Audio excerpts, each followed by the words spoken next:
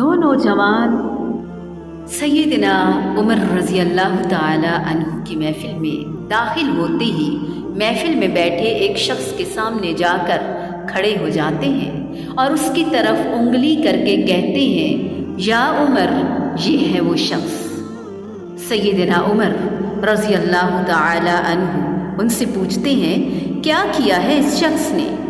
या अमीरुल मोमिनीन, इस शख्स ने हमारे बाप को कत्ल किया है।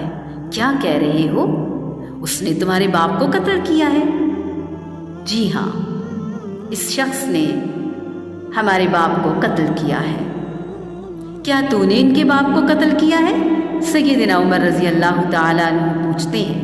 वो शख्स कहता है, हाँ अमीरुल मोमिनीन, मुझसे ही कत्ल हो गया है इनके बाप का। किस तरह? या उमर, इनका बाप अपने ऊँट समेत मेरे खेत में दाखिल हो गया था। मैंने मना किया, बाज ना आया, तो मैंने एक पत्थर दे मारा जो सीधा इसके सर में लगा और वो मौके पर ही मर गया। फिर तो किसास देना पड़ेगा, मौत है इसकी सज़ा। सैयदना उमर रज़ी अल्लाह ताला अन्हु कहते हैं, ना फैसला लिखने की ज़रूरत, और फैसला भी ऐसा अटल कि जिस पर किसी बहस मुबाहिसे की भी कोई गुंजाइश नहीं। ना ही उस शख्स से उसके किए के बारे में कोई सवाल किया गया, ना ही ये पूछा गया कि ताल्लुक़ किस कदर शरीफ ख़ानदान से है, ना ही ये पूछने की ज़रूरत महसूस की गई कि ताल्लुक़ किस मुअज़्ज़ज़ कबीले से है। मुआशरे में क्या रुतबा या मुकाम है, इन सब बातों से भला सैयदना उमर को क्या मतलब? क्योंकि मामला है अल्लाह ताला के दीन का, और मामला हो अल्लाह ताला के दीन का तो उमर पर कोई भी असरअंदाज नहीं हो सकता, ना ही कोई अल्लाह ताला की शरीयत की तनफीज़ के मामले पर उमर को रोक सकता है।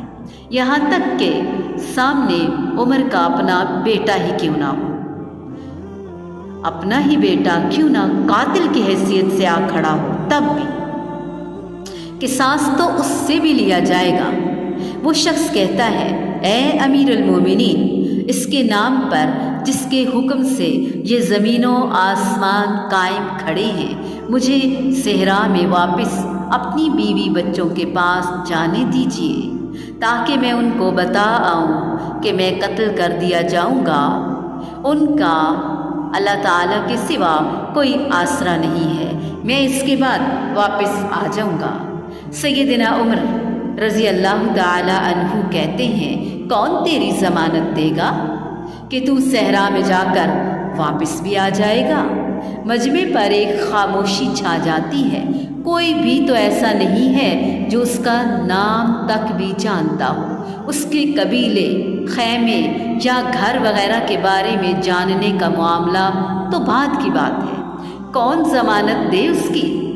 क्या ये 10 दिरहम के उधार या ज़मीन के टुकड़े या किसी ऊँट के सौदे की ज़मानत का मामला है? इधर तो एक गर्दन की ज़मानत देने की बात है, जिसे तलवार से उड़ा दिया जाता है। अल्लाह,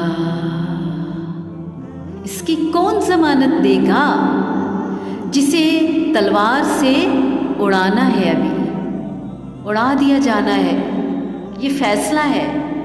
और कोई ऐसा भी तो नहीं जो अल्लाह ताला की शरीयत की तनफीज़ के मामले पर उमर से एतराज़ करे या फिर उस शख्स की सिफारिश के लिए ही खड़ा हो जाए। और कोई हो भी नहीं सकता जो सिफारशी बनने की सोच भी सके।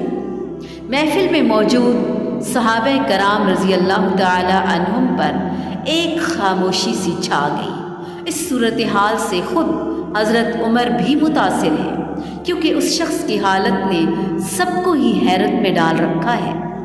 क्या उस शख्स को वाकई किसास के तौर पर कत्ल कर दिया जाए और उसके बच्चे भूखों मरने के लिए छोड़ दिए जाएं, या फिर उसको बग़ैर ज़मानती के वापस जाने दिया जाए, और वापस ना आया तो मकतूल का खून रायगां चला जाएगा?